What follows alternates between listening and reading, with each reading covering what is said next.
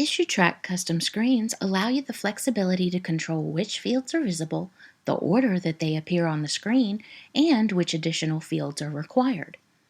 Custom screens are found under the Administration menu.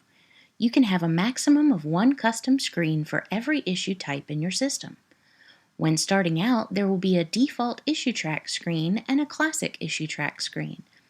Feel free to copy either one of these to give yourself a starting point. Otherwise, click Add on the left-hand menu.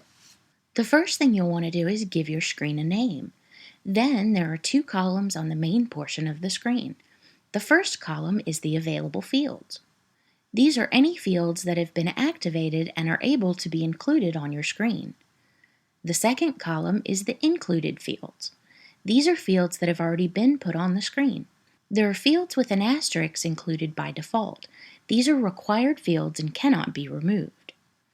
To add fields to your screen, simply drag them from the available column to the included column. You can either drag them to the desired location or drop them on the bottom of the list and drag them around to a proper order later. Additionally, you have extra options to add to your screen. You can add a blank line to give some space between fields. You can add custom title bars to create your own section headers, and you can add screen text that displays messages to your users. Use the preview option to see how your screen would appear. Make sure to preview all four options: Submit, View, Edit, and Close, since fields such as Cause and Solution only appear on the close screens. Once you're happy with the preview, click Next. Step 2 is where the fields can be marked as required. You have the option to require them through the entire issue or to have them only required to be completed before the issue can be closed. Again, you have the option to preview the screen, otherwise click Save. The final step is assigning your screen to the appropriate issue types.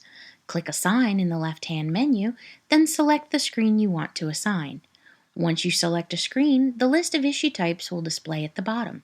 You can select as many issue types as need to use that screen, then click Save. Once you've created your custom screens, under the System Settings portion of the Administration menu, you can select whether you want one of your screens to replace the Issuetrak screen as the default.